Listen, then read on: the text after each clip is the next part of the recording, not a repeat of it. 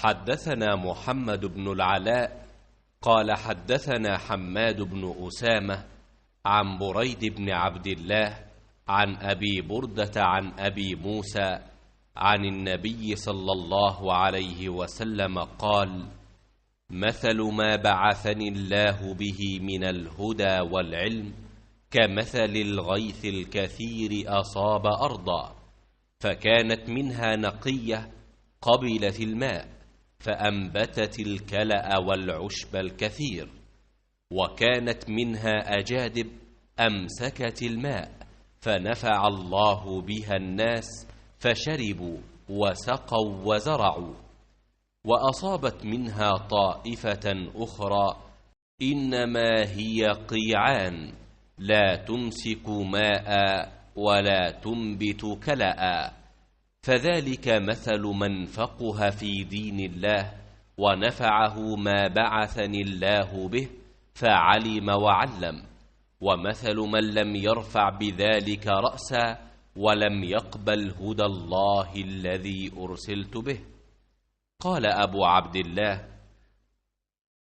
قال إسحاق: وكان منها طائفة قيلت الماء، قاع يعلوه الماء، والصفصف المستوي من الأرض.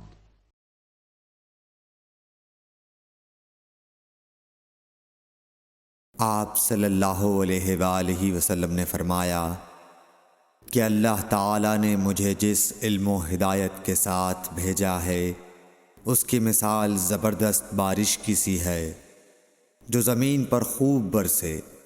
بعض زمین جو صاف ہوتی ہے وہ پانی کو پی لیتی ہے اور بہت سبزہ اور گھاس اگاتی ہے، اور بعض زمین جو سخت ہوتی ہے وہ پانی کو روک لیتی ہے۔